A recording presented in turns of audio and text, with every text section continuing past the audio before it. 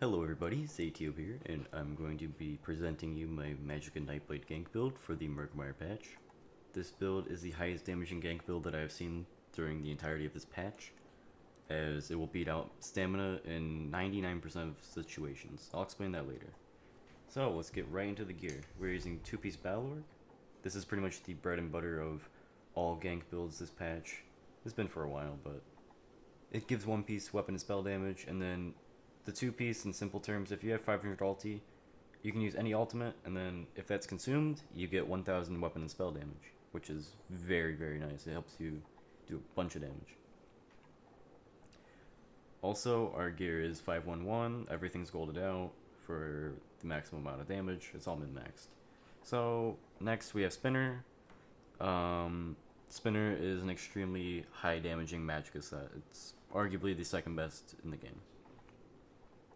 The 2 through 4 piece is all damage, and the 5 piece is penetration, which penetration is pretty much the most guaranteed way of increasing damage in the entire game. Our next set is Spell Strategist. Spell Strat is, once again, 2 through 4 piece, all damage, and the 5 piece gives 500 spell damage when you light attack a target.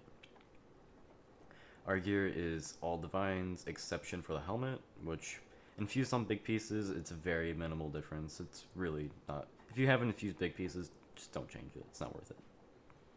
Our jewelry is infused spell damage for all of it. Infused spell damage is very nice because of the assassination passive.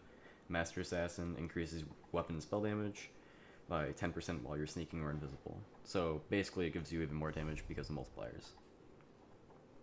Next up is our front bar weapon. This is the weapon you're going to be doing damage on. This is my front bar. So our front bar is sharpened and has a flame damage glyph on it. You don't want to put a weapon damage glyph on that because the only thing that will be affected by it is your impale. And the 2k damage proc is just much better in my opinion.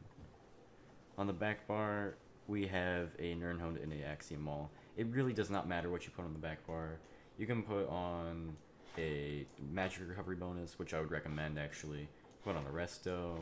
You can put on a 1-piece sword. It doesn't matter. So do as you wish. For the character sheet, we have 64 points in max mag.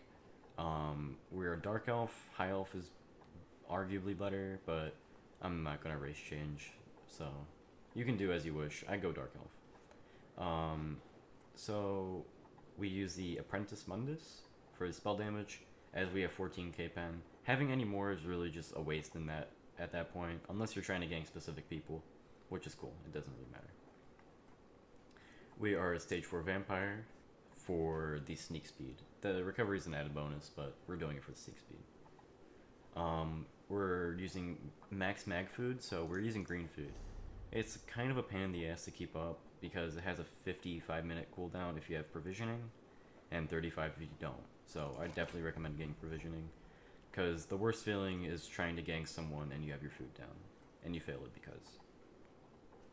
For consumables, we are using Essence of Detection, the Cheese Pot. Everyone uses them, so might as well use them too. So we're using it for Major Sorcery, because we already have Major Intellect on our front bar. We can also use Spell Power Pots. Everyone has these, so you can use those. You also want to make sure you have some sort of pot to like just chug for ulti if you don't want to waste these, because these are kind of expensive. We also have Essence of Invisibility, because sometimes you just don't have mag to cast Cloak, but you have pot up, so it's more worth it to cast one of these instead.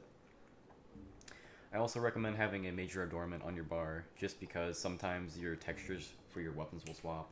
That's how you fix it. You put on and off one of those.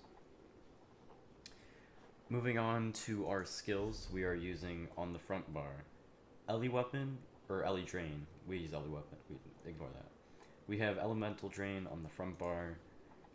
You have to have an elemental, like some destruction staff passive on the front bar to get your passives from the skill tree. You can put Force Shock, whatever, it doesn't matter. I put Elemental Drain on there, so if there's a very like tanky target on some siege, just minding their own business, just sieging a wall, whatever, you can put that on there. 9 times out of 10 they won't notice, and then it's an easy kill. That's how you hit the really high damage numbers. Spell Symmetry, you use this for getting the Might of the Guild passive. That's the wrong skill tree. Might of the Guild. So basically, it increases the damage of your light attack by 40%.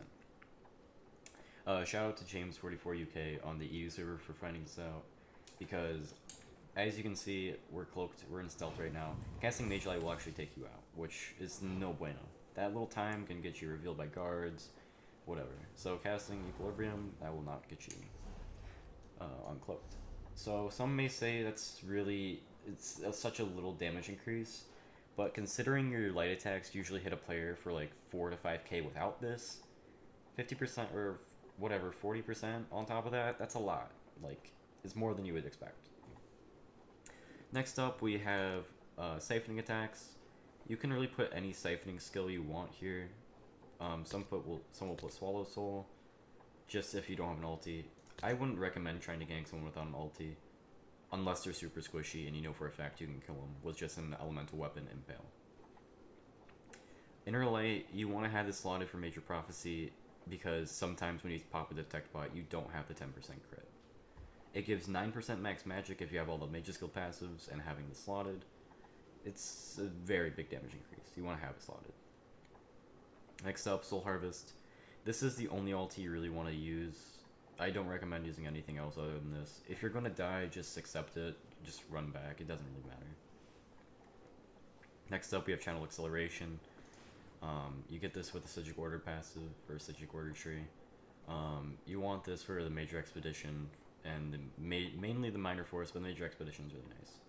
Also, a little thing here, don't put any points in Spell Orb. You might be tempted to, but this gets you killed so much more than you would expect. Because basically, if you're right behind a guy and you cast Elemental Weapon, but you already have like 4 of the balls up and you charge 5, it'll shoot out and pull you out of stealth without you even doing anything. So don't put points into there. It gets you killed more than you know. You'll actually get benefits from it. Moving on to our next skill, Elemental Weapon, or no, next skill, Cloak. So this makes you invisible for 3 seconds. It's your get out of jail free card. You can just run from any fight. But you use this for the crit. You guarantee crit, and this guaranteed crit will be applied to your Soul Harvest. So you hit really hard. Next up, you have Merciless Resolve. You use this for Minor Berserk, but you can also just light attack wave some random person, and get your bow. This bow hits extremely hard on this build. I think the hardest bow I've hit on this build so far was like 27k. Granted, it was on like a CP like 60, but still, that's a lot of damage. You can one-shot people with this if you're lucky. Next up, Elemental Weapon. This is one of your methods of layering damage, and it's your main way of doing it actually. It's a lot of free. It's basically free damage. It hits as hard as your light attack for the most part. And that being said, your light attack hits for upwards of 9k on players. Concealed Weapon, it's a good damaging skill, but you only really use this for the sneak speed. Yeah, 25% sneak speed on top of Major Expedition. And if you have a different bar set or a different like gear setup with Charging Maneuver, Minor Expedition on top of that, you go really fucking fast. Barrier, you use this mainly, you can put any ulti on the back bar, you can put Resto ulti, I don't advise doing that though. Put Barrier on there for the extra magic recovery. That's about it for the skills. Let's move into CP. The red and green tree are really up to you, but this is how I run it. 72 Ironclad, 52 Resistant, 49 Hardy, 49 Ellie Defender, 48 Thick-Skinned, nothing in the Lord thing, 26 Tower, or 26 Warlord, that's the Tower Mundus, 75 Arcanist, 49 Mooncalf.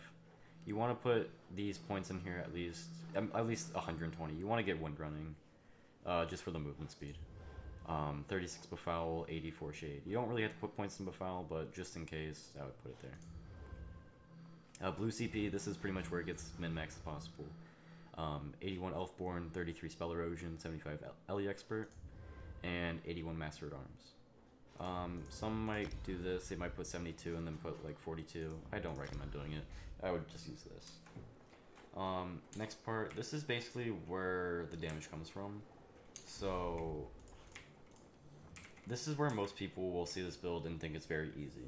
It's actually, it's probably the most difficult gank build, if you can call a gank build difficult. So, first of all, you want to like buff up, of course, just la-di-da-di-da, buff up. Now, you want to use your potion, and then you want to make sure you have your ulti, of course. So you have 5 seconds when you cast Equilibrium for the Mage's Guild passive. So what you do is you do buff up,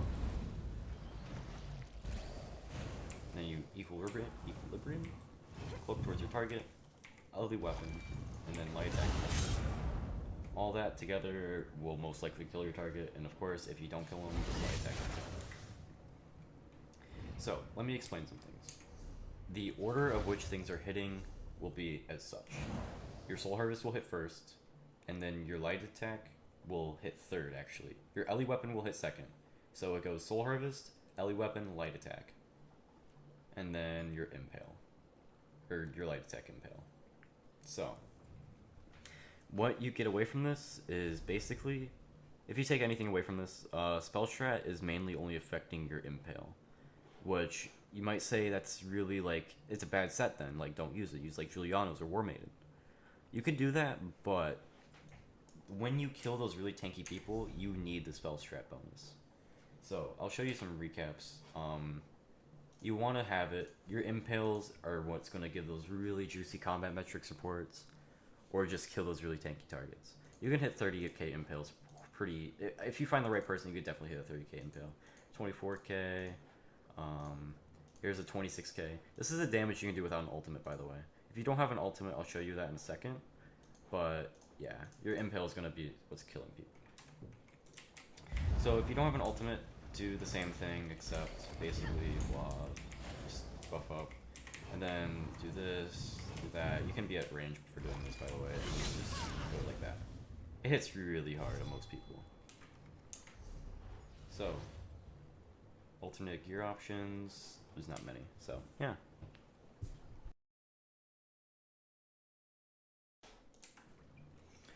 Alright, sorry about the cut. I had to get a drink of water. My throat is killing me. So I'm gonna go into the one situation where this build doesn't really perform as well as stamina, and that's when a character has really high spell resistance. So like if a character's a Breton, obviously they get spell resist buff.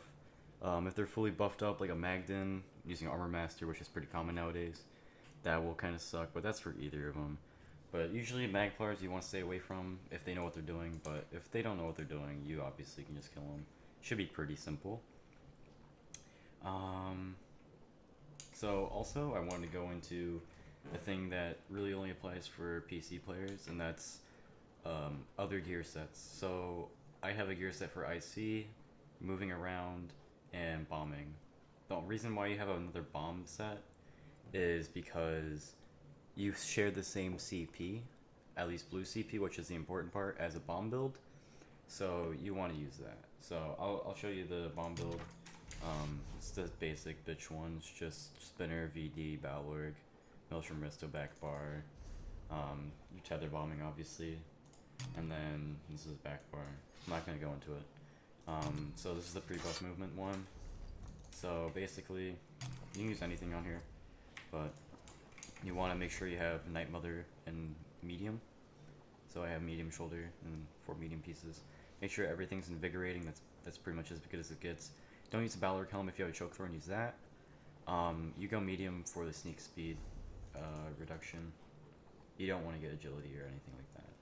I accidentally got this one, but you want this. Basically, you can proc spell power cure and stealth. You don't have to be in like whatever. I don't like this though. It's all RNG of whether it's gonna proc or not. So you can get there. It is. There's proc. So basically, it's a proc that gives you about 300 spell damage or weapon damage. It's really up to you if you want to go that route, but I don't find it necessary. You don't need it to kill people at all. Next is my IC thing.